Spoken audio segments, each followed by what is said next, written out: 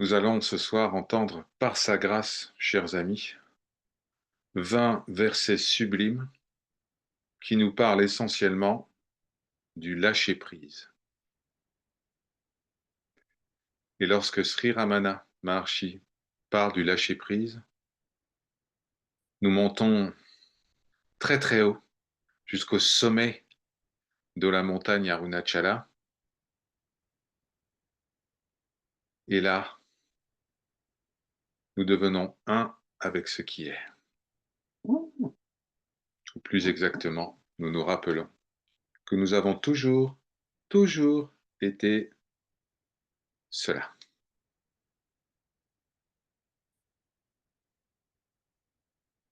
Ce serviteur salue Gauri et Christophe qui nous ont ramené toute la lumière de la sainte montagne. Je vous vois briller d'ici, chers amis.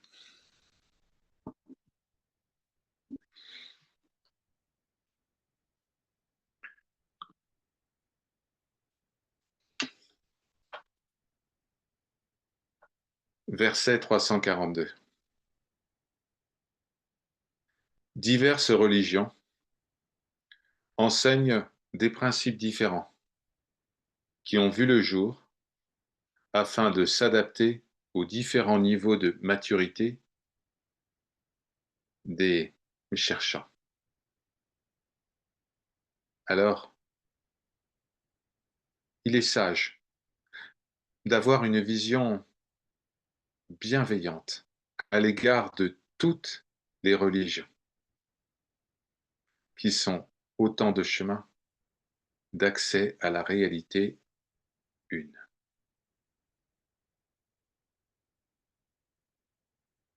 Verset 343. Pour celui ou celle qui a obtenu l'œil de la connaissance du soi, en plongeant au plus profond de lui-même, il n'y a plus rien d'autre à voir ou à connaître. Pourquoi? Parce qu'en ayant perdu cette fausse connaissance que je suis de la forme du corps, alors il y a reconnaissance comme étant ce qui est au-delà de toute forme illimitée. Sri Sadhu Om commente ce verset. Il dit, selon la maxime qui dit que le soi est comme un œil illimité, c'est dans le poème Uladunarpadu au verset 4. Tant que nous imaginons que nous sommes un nom et une forme, alors nous verrons le monde, les autres et Dieu comme des noms et des formes. Et donc, ils apparaîtront séparés de nous. Mais lorsque nous nous souvenons que nous ne sommes pas la forme du corps, alors le monde et Dieu, qui apparaissaient auparavant comme des noms et des formes, disparaissent. Et seul le soi brille comme le un, sans forme et sans limite. Pour ceux qui goûtent cet état de connaissance absolue, il ne reste plus rien à voir ou à savoir. Verset 344.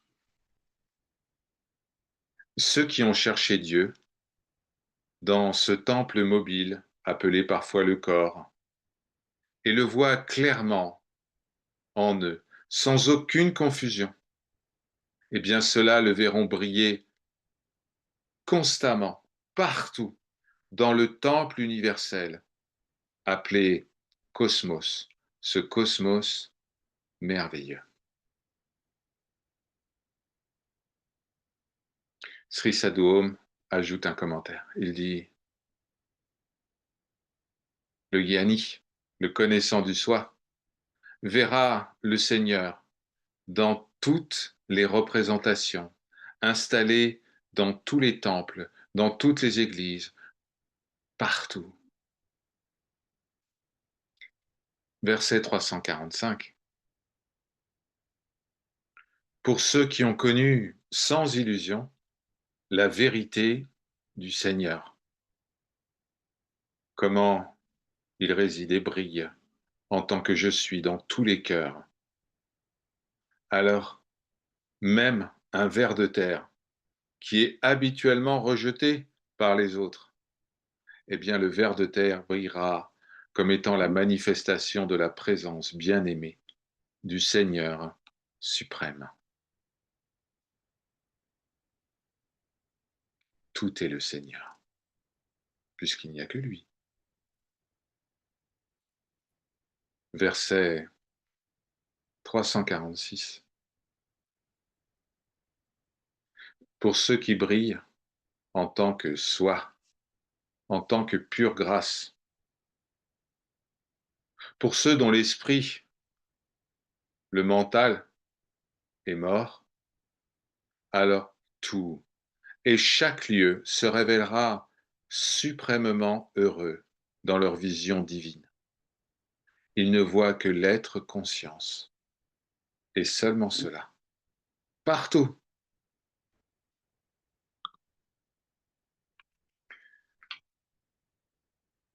À ceux qui voient avec leurs yeux physiques, Dieu peut apparaître sous une forme brillante. Aux yeux des grands yogis, il peut apparaître comme étant le lotus du cœur. Aux prêtres, aux brahmines qui accomplissent des rituels védiques, qu'on appelle les yagnas, il peut apparaître comme le feu du sacrifice. Mais ce n'est qu'au gyani, au connaissant du soi, au possesseur de l'œil illimité, que le Seigneur apparaît partout, sous toute forme et tout le temps.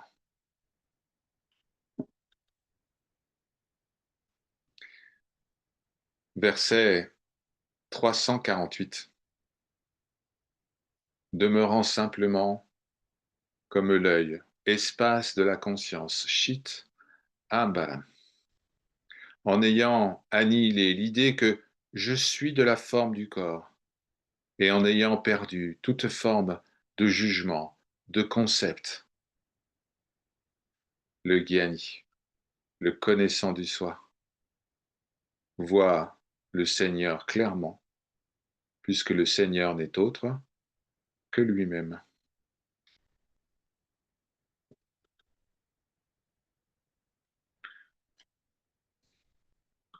Verset 349.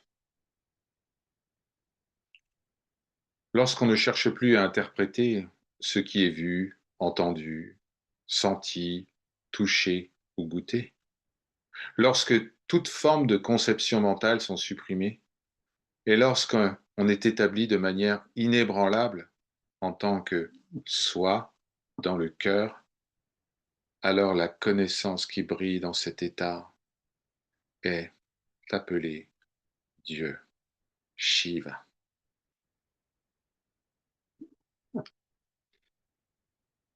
Verset 350. Une telle vision vraie, dénuée d'illusions et de tromperies, est l'état dans lequel on brille en tant qu'océan de félicité. Ananda Sagar. Accueillez ces deux mots sanscrits. Ananda Sagar, l'océan de félicité.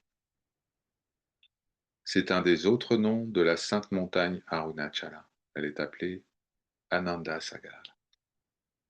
Elle est le feu de la connaissance et en même temps l'océan de félicité. Ce n'est que dans le silence suprême, ainsi atteint, que la chute ne sera plus jamais vécue. Qu'est-ce que la chute dont nous parle Sri Ramana? La chute, c'est de croire encore un tout petit peu que nous sommes le personnage. Verset 351. Lorsqu'on l'examine à la loupe, Dites-moi, existe-t-il une chose telle que l'ego, ce fameux fauteur de troubles? Finalement, ce n'est qu'un nom. Moi, je. Non, l'ego n'existe pas. Et le seul je est le soi. Il n'y a pas de je. Verset 352. Lorsque la croyance que je suis un personnage meurt, alors ce qui est le substrat universel, le soi suprême, brille dans toute sa plénitude. Aucun mal ne peut arriver. Lorsque l'ego disparaît, ne vous inquiétez pas.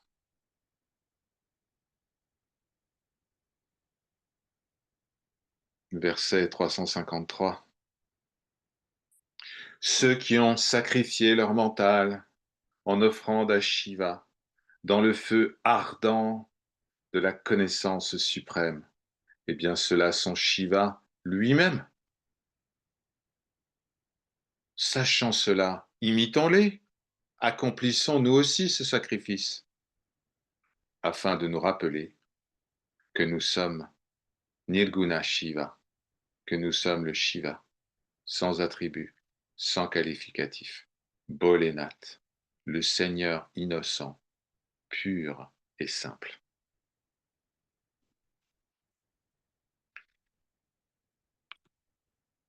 Verset 354. N'ayez pas peur de ce qui pourrait se passer lorsque vous perdrez complètement votre individualité. Le véritable état, votre véritable nature sera alors pleinement vécue. Certains dévots demandaient à Sri Ramana, mais pourquoi? Que se passera-t-il après l'éveil? Comment vivrai-je? Comment pourrais-je fonctionner dans ce monde? Vous connaissez ça. Peut-être une question que vous vous êtes déjà posée. Alors, Sri Ramana utilisait une image, une métaphore tirée d'une histoire très connue au Tamil Nadu et notamment au temple de Chidambaram. Au Tamil Nadu, il est dit que lorsqu'on tombe d'une branche, c'est très mauvais signe. Lorsqu'on va par exemple chercher des mangues et on tombe d'une branche, c'est très mauvais signe. Ça veut dire qu'on sera ruiné. Très mauvais présage. Mais Sri Ramana nous donne là une explication intéressante. Il dit que un homme qui a peur de perdre son ego, qui a peur de se réaliser, c'est comme un homme qui se tient à une branche, mais dont les pieds touchent déjà le sol. Alors il s'accroche à la branche pour essayer de sauver sa vie. Des amis passent et lui disent, mais pourquoi tu t'accroches à cette branche avec autant d'énergie, avec autant de peur? Il dit, mais si je lâche la branche, je vais tomber par terre. S'étonnant de sa bêtise, ses amis lui firent remarquer qu'il se tenait déjà sur le sol et qu'il n'avait donc rien à craindre. Après beaucoup de peine, ses amis le persuadèrent de lâcher la branche, après quoi il découvrit la vérité de leurs propos. Ceux qui craignent de perdre leur individualité sont comme cet homme qui s'accroche à une branche alors qu'il a déjà les pieds au sol. Mais lorsqu'on s'accroche à son individualité, on ne gagne rien. Et si on l'abandonne uniquement une seule fois, alors il sera su qu'ils ont toujours été cela, le soi toujours bienheureux, et qu'ils n'ont jamais eu rien à craindre.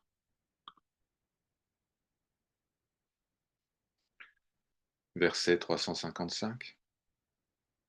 Puisque dans le sommeil, où le monde perd toute réalité, chacun connaît vraiment son existence, c'est-à-dire une existence dépouillée de tout ce qui vient se superposer à l'être conscience, eh bien, c'est à ce moment-là que, en réfléchissant sur l'expérience du sommeil profond, qu'il devient aisé d'admettre la réalité de notre véritable nature indestructible et éternelle.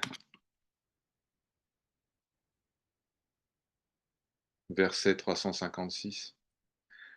L'état dans lequel la pensée moi-je ne s'élève pas, pas du tout.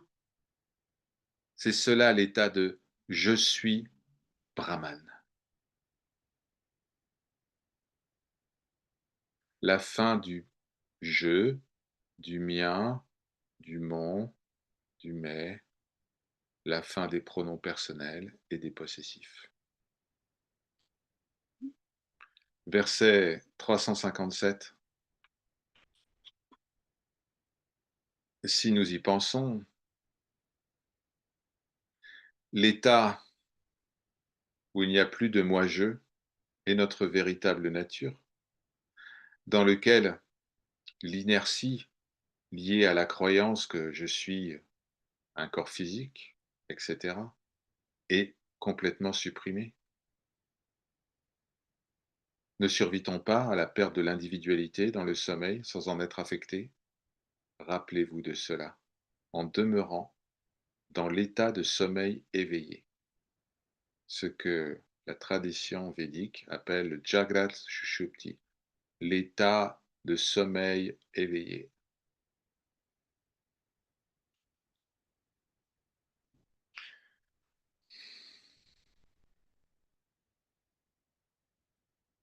Rester sans le moi-je,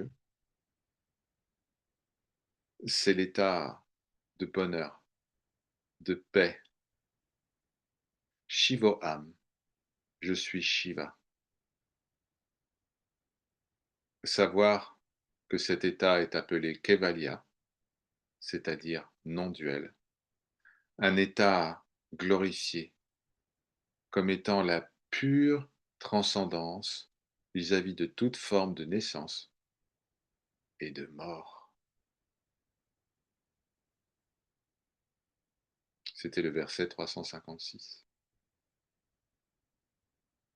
358. Verset 359. Lorsque l'ego, c'est-à-dire cette idée, cette croyance que je suis le personnage, est détruite, alors le véritable je, illimité, indivisible, indestructible, brille et la lumière de ce je n'est pas fictive comme celle de l'ego. Verset 360. Sachez que le cœur naturel, ininterrompu et existant toujours, le soi qui brille sans illusion, est appelé le Shuddhahankara. Et ça, je vais vous l'écrire. Ici, il y avait une promesse qui avait été faite de ne pas vous abreuver en permanence d'expressions sanskrites. Mais celle-là, ce serviteur en est vraiment désolé, vous allez y avoir droit. Alors ça va apparaître dans le chat, dans la boîte de dialogue. Voilà. Qu'est-ce que c'est que ce Shuddha Ahankara? C'est le je pur.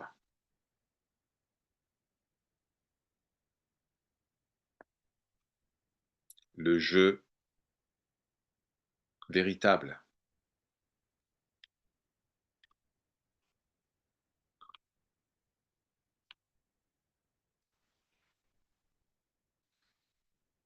Et enfin, verset 361, chers amis. Ceux qui vivent une vie parfaite, immergés dans la connaissance de la vérité, Grâce à la destruction de la croyance que je suis le personnage, goûteront le soi avec une grande paix, libre de toute forme de désir.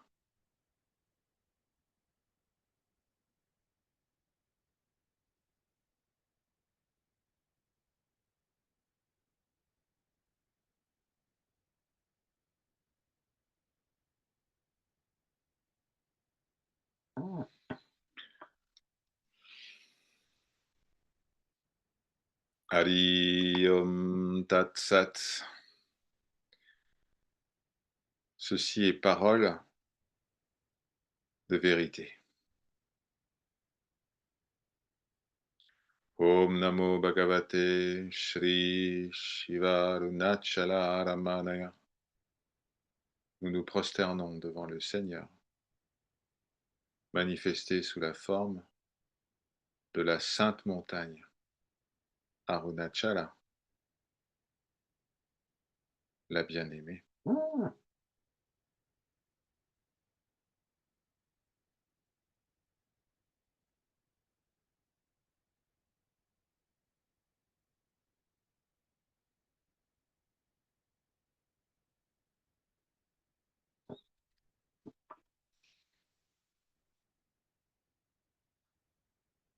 Par sa grâce.